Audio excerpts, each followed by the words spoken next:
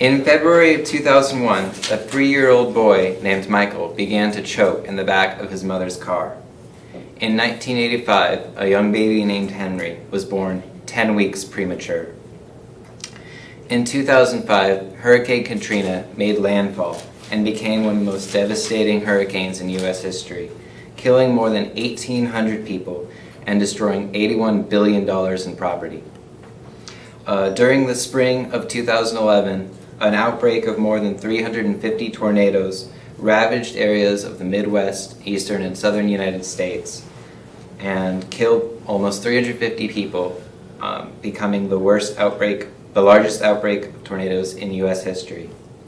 Every day, thousands of medical emergencies happen all over the nation, with no medical personnel nearby to provide help and assistance to the victims. Every 2 seconds, somebody in the U.S. needs blood in order to survive. Thousands of disasters occur every year. These include fires, earthquakes, floods, explosions, hazardous material spills, and other accidents. These occur not only in the U.S., but internationally as well, putting many lives in danger. Do you remember when I was talking about the young boy, the children in danger, and the disasters in the U.S.? All of these events had one common defining detail.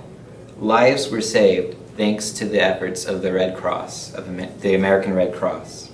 Michael's mother was trained in first aid and CPR and was able to dislodge the grape in her son's throat.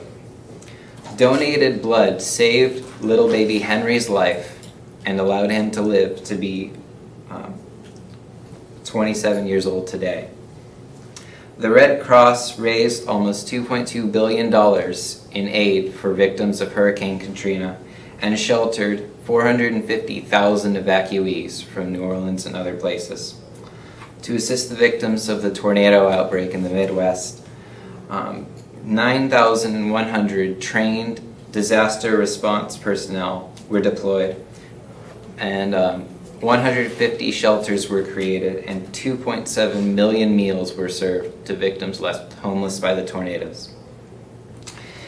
In addition to disaster relief at home and abroad, the American Red Cross handles the donation of blood and takes in about 40% of the country's blood supply.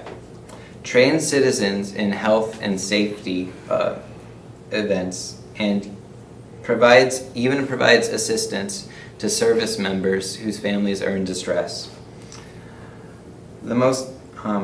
Without the countless financial and blood donations, the American Red Cross would no longer be able to operate here and abroad, and countless lives would undoubtedly be lost, and the damage would be unfathomable. The most common type of donation the American Red Cross receives is a blood donation, with over 16 million occurring each year. They also make a modest amount of money through the sale of medical supplies and first aid kits. Financial donations are made either to one's local chapter or to the bigger disaster relief program. The local chapters are responsible for handling the blood donations and educating people in first aid and other medical emergencies. The disaster relief program oversees the response to major disasters here and abroad, including the Hurricane Katrina relief, earthquake relief in Haiti, and many other disasters around the world. So donate to the Red Cross and save lives today. Thanks.